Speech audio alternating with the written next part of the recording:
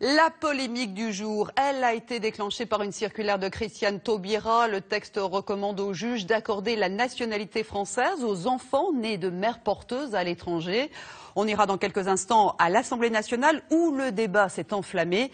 Mais d'abord, on va essayer de comprendre ce que dit précisément le texte. Il concernerait une quarantaine d'enfants qui, jusqu'à présent, étaient dans un flou juridique. Cécile Larence, Madi Diawara.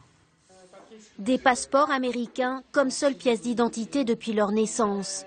Léa et Isa vont bientôt pouvoir bénéficier de la nationalité française. Un soulagement pour leurs parents, Sylvie et Dominique Menson, qui ont eu recours à une mère porteuse américaine pour avoir leurs jumelles. Pratique interdite en France. C'est un grand progrès parce que d'une part, il y a une prise de conscience qu'il y a des enfants, ce ne sont pas juste des dossiers.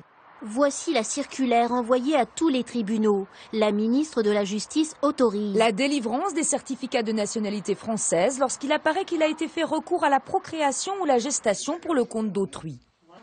Pour cette famille, c'est une première étape vers la normalisation.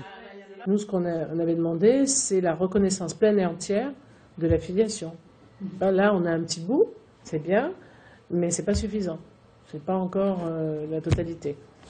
Voilà, parce que pour inscrire son enfant à l'école, il faut apporter un livret de famille. Nous, on vient avec nos actes étrangers, ça pose des tas de problèmes.